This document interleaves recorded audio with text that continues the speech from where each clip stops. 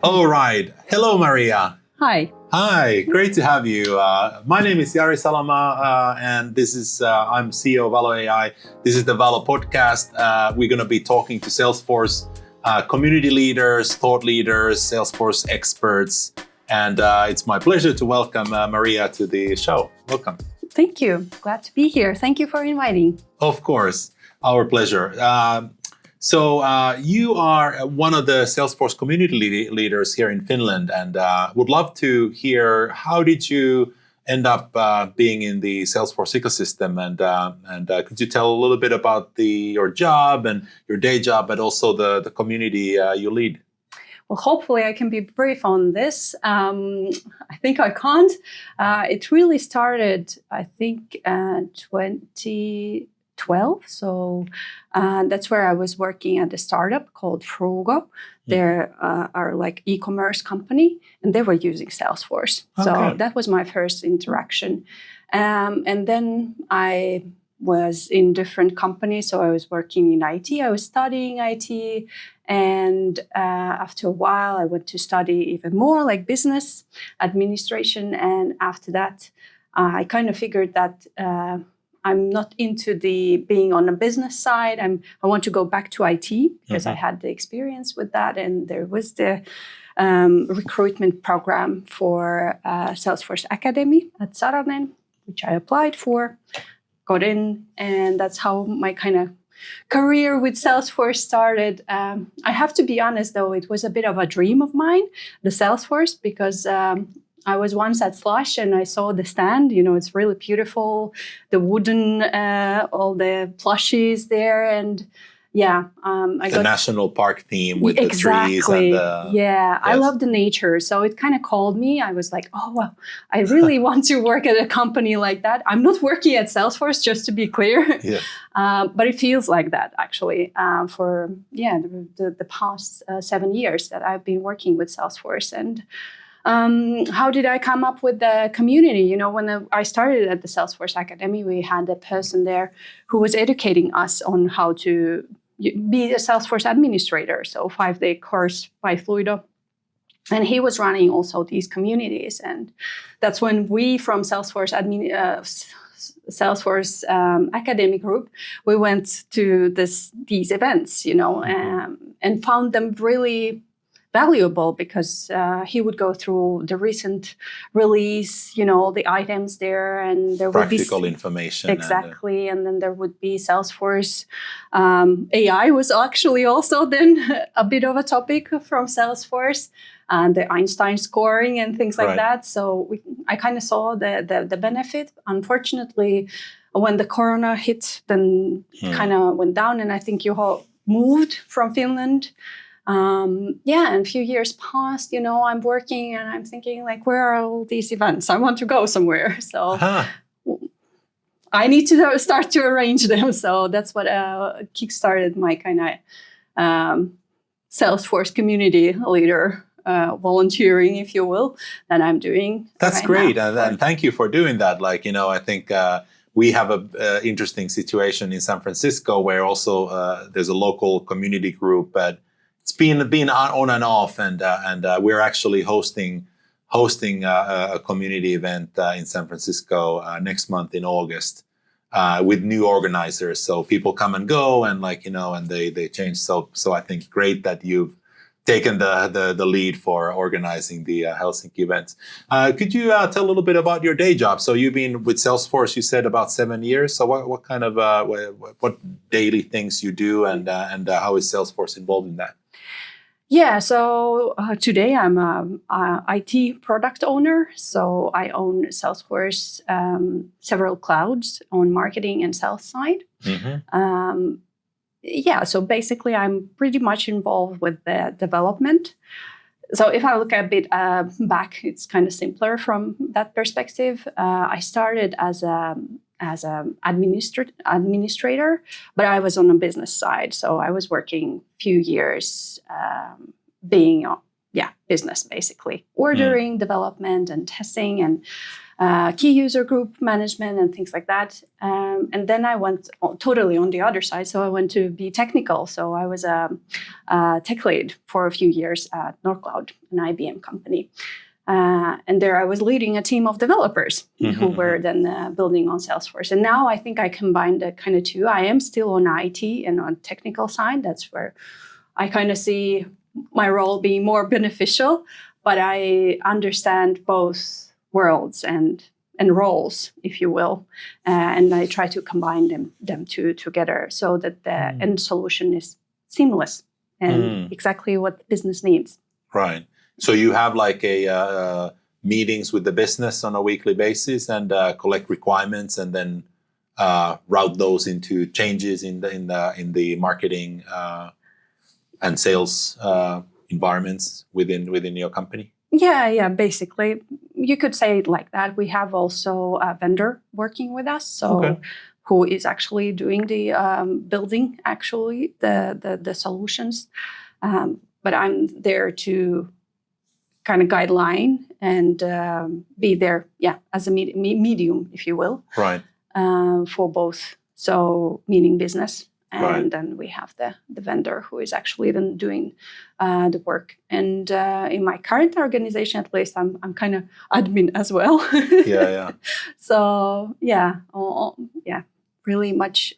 I'm looking forward to talk about one topic because I think this is where kind of combination of having people internally is really important, who have certified as a Salesforce, or at least they know the best practices. So I think that's like the bare minimum to have a good Salesforce environment.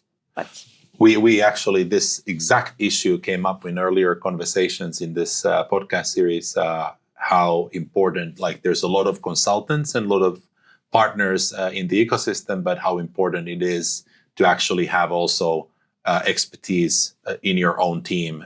Consultants and partners come and go, but in order to build your own expertise inside the organizations. And of course, for us as a ISV in the ecosystem, we are providing a tool to trying to make both, whether it's the partners or the built-in teams daily life faster and easier by providing more insights how this Salesforce is being built, and especially looking into the access, be it users, apps, or AI. But hey, let me ask you now, being in the ecosystem for quite many years and working on a number of projects, what are you most excited about? Like, when you're looking at roadmaps, or now with AgentForce, and I guess your company's been in number of different Salesforce events talking about AgentForce and other activities. So is there some areas that you'd like to call out or highlight that you're yourself excited about, whether or not you're using or doing it, that is there? And then if there is some area that like you see as a mountain of work, like or like a big laborious area that you'd like to tackle, but like overall just is in your radar screen today? Yeah, I think what Salesforce is now doing. So it started with the move to AWS infrastructure, right? The HyperForce, as we know it. So Salesforce used to have their own service on top of which the clouds would run, and now they have the AVS, which is great, Amazon Web Services, and now we see the trend that.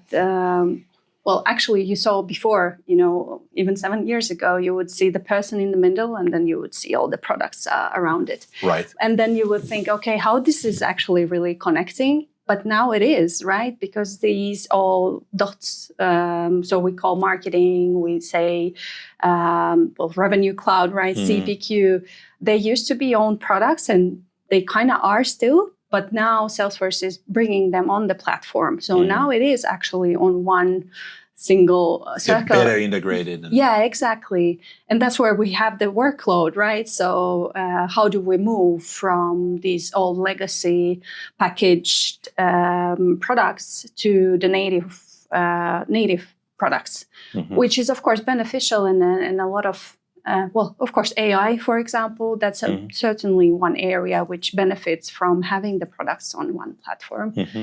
That gets me a lot excited. I'm working a lot with Marketing Cloud engagement, which is the exact target. And I also see the potential there for moving on the platform because there's some limitations. But of course, it's a great tool as is, but there's more, I think, in what Salesforce is doing now. And there's, I think, really good reasons for getting on the platform. Right. Going maybe a little bit technical, but within Salesforce, everything really starts from a license, and license then provides and opens the doors to different accesses inside Salesforce. And we at Valo, we talked with hundreds of customers in the past year, and one of the key learnings for us to drive our solution is that managing access in Salesforce is quite complex. You have profiles, you have permission sets, sharing, object, security, and in multiple layers of the org. And now, predominantly, I think Salesforce has been historically designed for human-triggered flows, where you have a human on the other end clicking the application, maybe doing marketing blast or doing customer support or sales, what have you. And then increasingly now there's more applications, maybe some automations, but they still are predominantly meant for humans. And now last year, Salesforce launched AgentForce. And of course, very fundamentally different way to interact with Salesforce when AI doesn't really have any limits. They can parallel process, they can work with all records at the same time. And you need to think about how you build the access and the permission models differently. So any thoughts from maybe around the growing complexity when we think about security or access inside Salesforce, and how to survive, how do you yourself, are these type of topics you tackle, and you have to kind of yourself, spend time on Trailhead to better understand or use some tools, or how do you if there is somebody in the audience listening and thinking about the repetitive tasks and the insights required to really prep their org for the future when it comes to managing the 3,000 setup pages and permissions and who can see what. Any advice or best practices or learnings from you? Thank you. That's a really good question, and actually one of my favorite topics, to be honest. I think I started with that. And I think that's most challenging on Salesforce, right? Defining the user access management policies and which user needs to have what kind of accesses and how to build that, because you can be really flexible. But if you're not thinking up ahead, you can get not too flexible. So it will be a monolith in the end. So really hard to manage and understand what is beneath it. But of course, now Salesforce also has improved. So you can click the view summary on the user and see which permission sets or permission set groups or profile or whatnot is giving that sort of access to the user. Is it on the object or where? So that kind of brings a bit of relief for those who are struggling with the current setup. But if you're starting from scratch, I think that's the best situation to be in, is to think about, and actually even if you are in the situation that you need to start thinking about how do you make it more flexible, I think I would start with thinking of, okay, what is the roles, right? The main roles. I think we start just from basic main roles. Okay, customer service, sales, you probably have managers there, etc. So maybe do a basic line for the profiles. So not to go too complex, too detailed, what kind of profile, I don't know if it's I want to call it a call center, but maybe there's a more appropriate word for it. But I mean, if the customer service is split to say several teams, do you need for them all like different profiles? I don't think so. You just need one. But maybe they need different features there. So that part you could take out and do it in permission sets and have a permission set group combination and maybe mute some permission sets for some of the users. You can really be flexible in planning, I think, when you plan and sketch. I know Salesforce used to talk about these personas in the past. Right. And now that maybe someday we will not have profiles anymore. So that's like being said by Salesforce that they will be removed. And the permission sets and permission set groups are the ones like that the future is in. But I think the profiles will remain, but the profile to be used as profile permissions is the one that so profiles I think will be still remaining for layouts and for things. I don't think they are going away, but like for using for access. True, because that would make sense. There are some features that are only in profile that you don't have in permission sets and permission set groups.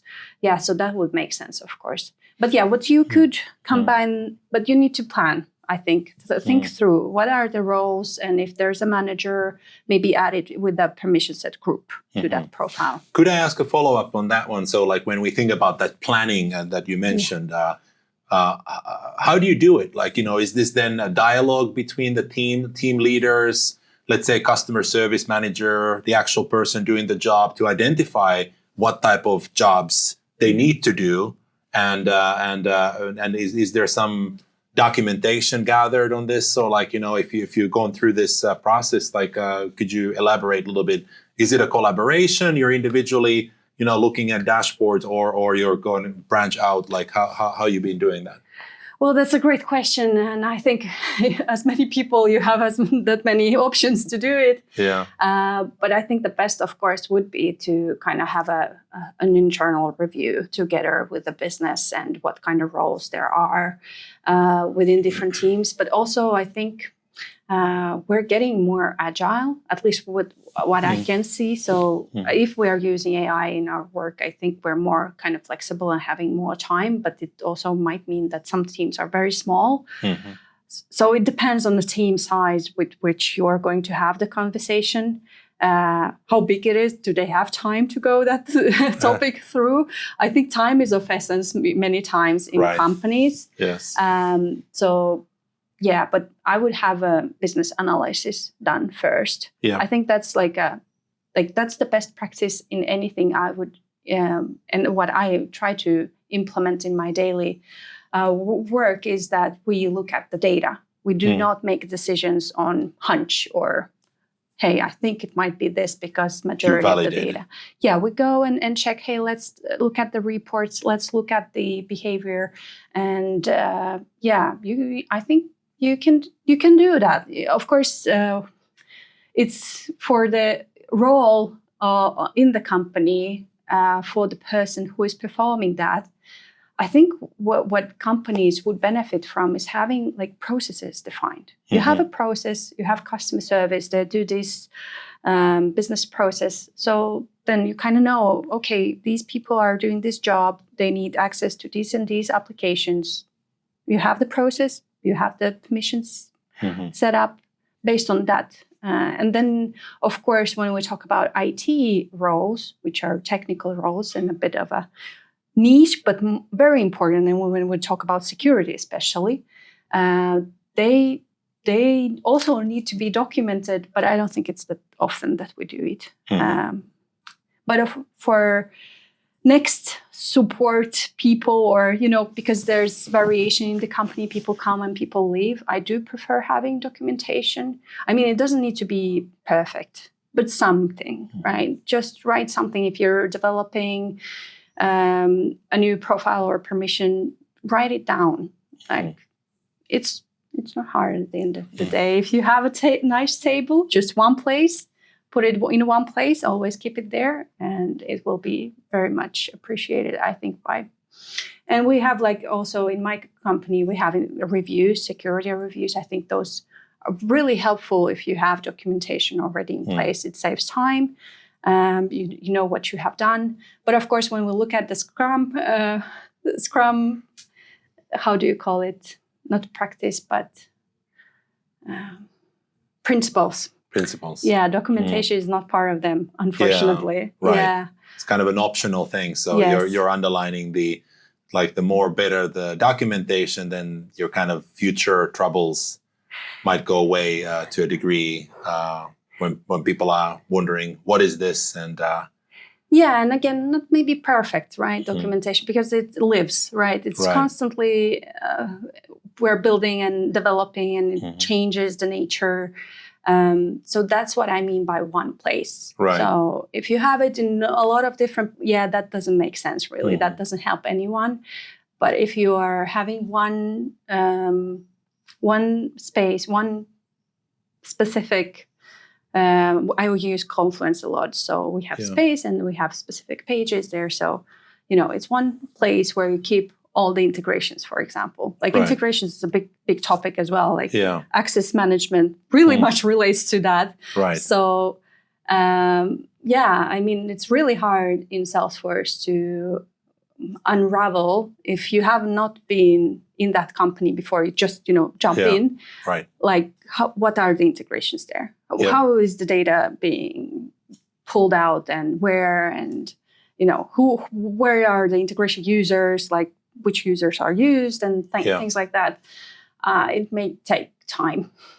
And there's many inherent problems related to that if you are, employed by a company and you connect integrations within your own user account instead of maybe creating additional integration user accounts, which of course cost money,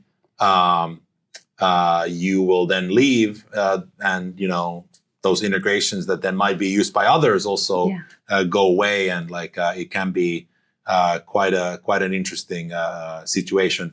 With Valo, we have really looked into this problem a lot, trying to provide the best discovery and best monitoring and observability for what exists. But I want to kind of maybe quickly go back to the security, and you said that access control being one of your favorite topics, and I think that's itself very unusual. I would say when I talked with, let's say, last 100 admins, many of them don't think that they are security experts, or even when security discussions come up, they feel that they are in a strange land. That those skills are managed by some other team, and they don't feel responsible. They are there to support the business, support the growth, doing admin work, and don't feel that they have that responsibility. So could you maybe, I don't know, why do you think that way, or what made you think that hey, permissions and access is important for Maria when you are doing your work? To think about these things that and do you think that you are, in the minority or majority when you talk with your networks or your community, that do we need to evangelize more security and this your approach, or do you think there is no issue that Salesforce admins know this area, the permissions and access is a strength? I'm not confident it is a strength for majority. For myself, I think it maybe comes from the experience and background, what I did before.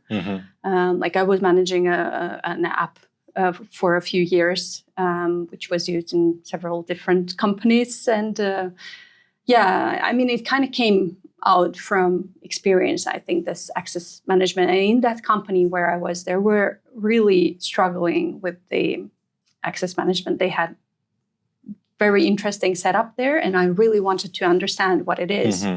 And as per my experience now has grown, and I look back and think about it, I think one of the drivers is that we are, we Salesforce professionals with Salesforce certificates, we are the ones to bridge the gap, because security, unfortunately, as per my experience, they don't have time to look deep into those systems that the company is running. I mean, of course, they know and they can read the documentation and things like that, but they can't start, learning Salesforce now because they have a lot of things to do. They need to monitor the situation with the breaches and whatnot in the space. So it's not their job actually to know the Salesforce, how it's set up. And I think it is on the responsibility, of course, of the company who acquires Salesforce that they set up access policies correctly and think about it from the very beginning. Because it can lead to breaches and scams and calls and things like that if you do not know what you're doing, right? So you could potentially give too much access to a user and they could install the connected app, right? Yeah. And the situation that with the spider.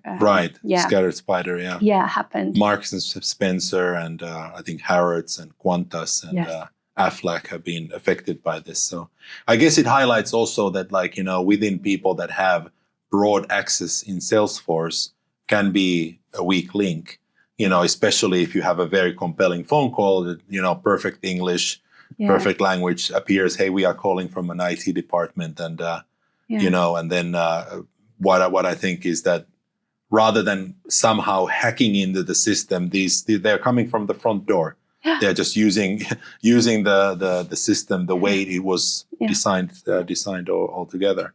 So I guess we have to be vigilant and continuously think about security training, mindsets, but also maybe use some of the best practices that you highlighted in terms of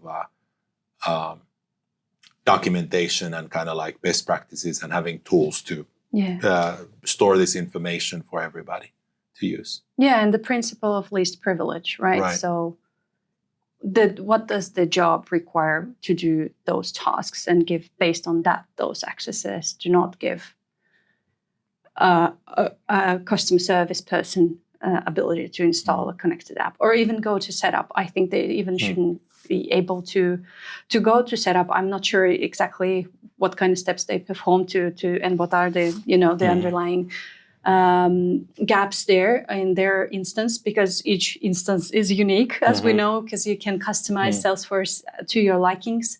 But to keep in mind that when you hire or have teams working, first of all, those who are the end users with the UI, you need to educate them and make sure that they have access to the application layer and not the setup.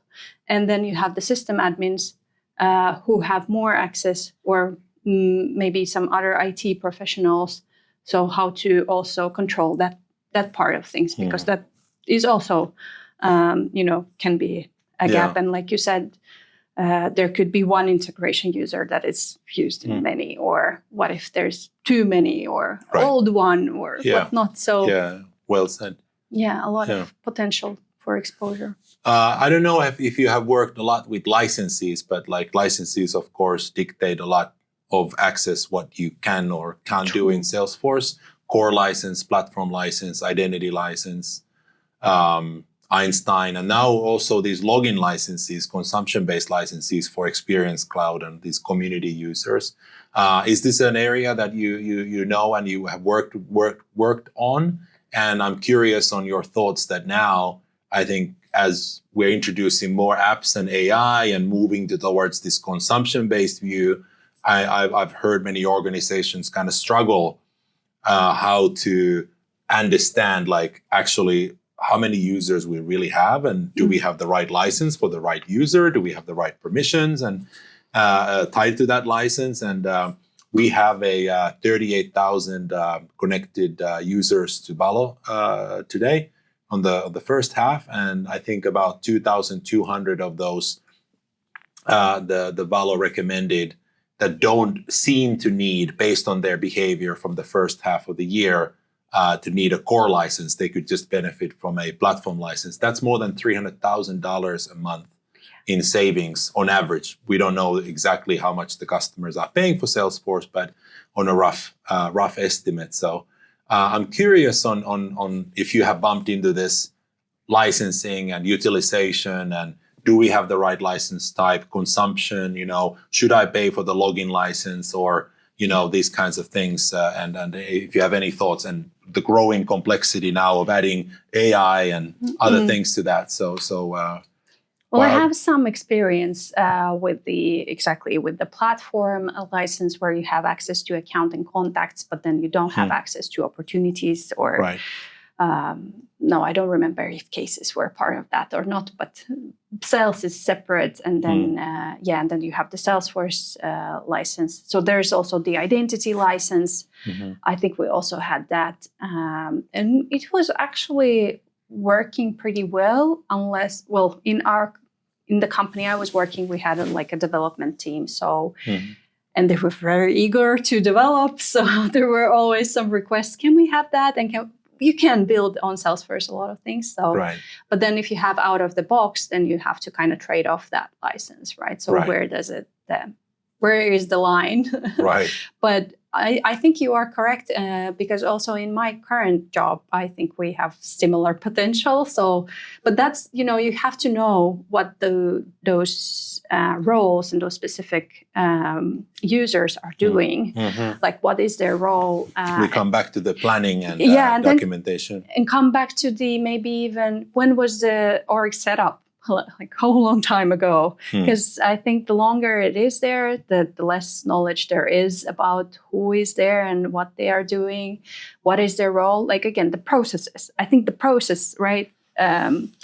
We are building technology to support business and business processes to function, not the other way around. We're not building because of I want to have a tool, but you want to get some business benefits out of that, of course. And I think due to that, you would have a process for which you would apply that tool. So why not to document that process and then just apply, hey, here's the tool and here, how is it working for then the technical people, shortly. Again, I don't think we need to copy paste everything, configuration, API name. But just on a high level. Just to support that process. We have this process and this is what it's. And it's already giving the context for the future discussions when people leave and change and someone comes in. It's really easy then to jump back into that one. But for the licenses, I think there's definitely potential for many customers to think about what kind of licenses they really need and what kind of tools they're using and for what purpose. So again, if you have that sort of documentation, it's really easy then to say, okay, if they didn't know what they were doing from the beginning. Right. But also you can get Salesforce support, right? So if you have account executives who are supporting you in your acquiring tools and things like that, you can also throw the question to them, like, how can I give me some help? Like, they could really help you out with running some workshops, for example, and pinpointing. Because one thing I think is very important as well, because you are a leader, right? You're a CEO. So you understand the relevance, right? How important it is for certain strategy to be in place for the business to be successful. And tools are part of that, making sure it will be successful. So if you realize that, then you can implement that into your organization, right? To be that voice. But many times leaders don't care, if you will, about the tools. They have hired maybe more technical people and they then take responsibility. But I think it's part of the business leaders as well. Like, they need to understand why they're getting the tool.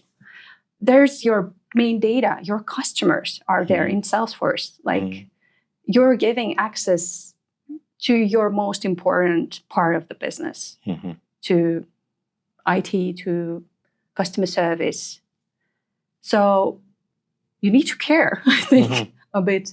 That's right. What is happening there, and making sure that well, you will save money if you hire people with some certification, for example, or some experience. Of course, you need to give, I think in the ecosystem, we need to start giving also opportunities for new joiners. It's very hard now, nowadays, if we look at the market, to be a junior. But from the company's perspective, I think it is beneficial to have few senior. You need to have few senior internal people there. And then you can have a combination of consultants and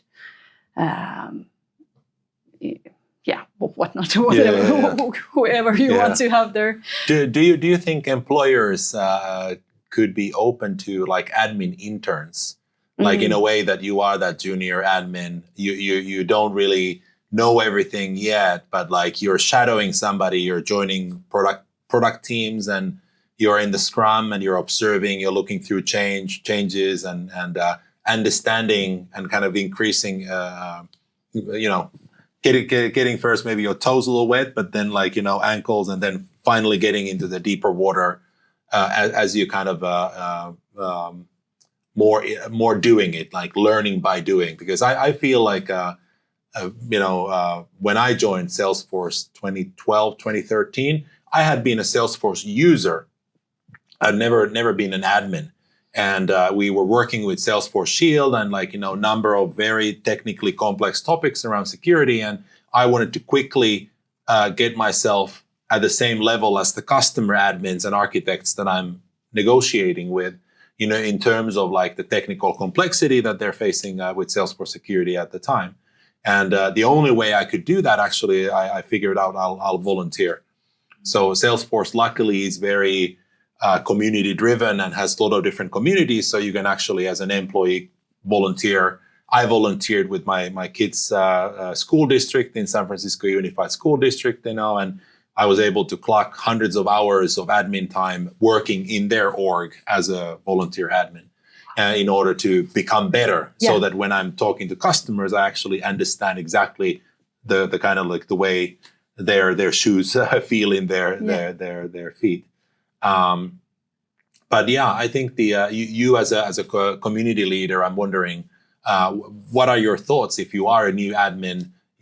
How do you penetrate that wall? You don't have much experience, but could there be an admin intern or some kind of like other programs or projects? Job market. Of course, you can always go to Trailhead and learn and get more badges and so forth, but there's nothing like learning in practice. But it is really helpful if you do the Trailhead badges. I think the ones where you do projects and like security, we were talking, like that's where I kind of started. I think I wasn't even in that company yet, in that project where I was like practicing the security part in Trailhead, and it really made me realize the logic behind the scenes. But yes, if we talk about the how to become, maybe an intern for admin to come to new companies. I mean, it's really, I mentioned, it's really challenging right now, but I think also companies need to open up a bit the doors.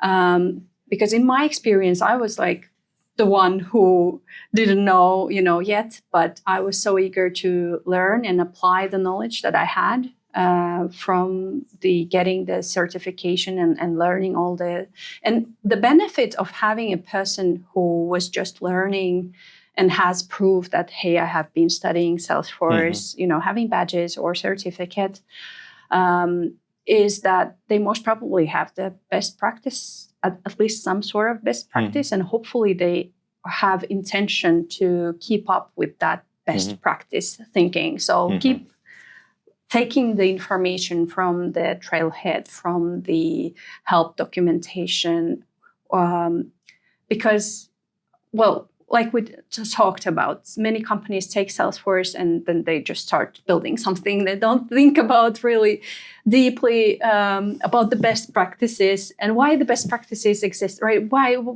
Salesforce has these problems is that it's really highly customizable, right? That's the benefit of it, but it comes with the responsibility. So you need to take care of that responsibility and see who is ready to take the responsibility and make it serious for their contributions in that company. Really well said, Maria. Thank you so much for this has been an amazing discussion, and hopefully everybody in the audience got some really practical advice. Let us conclude with a little fun question. It's a beautiful sunny summer out there here in Espoo, Finland. Yeah. What are your summer plans, and what are you going to be doing? What fun things to do in the Finnish summer? And I guess we have now Dreamforce looming in the fall, and do you have some plans and activities for the local community lined up this summer? Thank you for asking that. And since you mentioned you have a San Francisco event, we also have a Salesforce community event coming up in August. So check out trailblazer.com for our community group. Check that out. We'll be doing it here, right in this at the Grid building with Valo. Yes, it's about security, so you definitely need to make sure to come and join us. It's more of a summer, but what comes to myself, I still have few days of vacation coming up, so hopefully we'll get to some trip and go to maybe Japan. Wow! Yeah, that would be nice. Cool. Japan is a very cool country. Also, very active on the Salesforce ecosystem, actually, and a lot of big Japanese customers using Salesforce in Japan. That's wonderful. Well, big pleasure having you. Thank you. And see you in the next episode. And thank you, Maria, once again. Thank you. Good luck.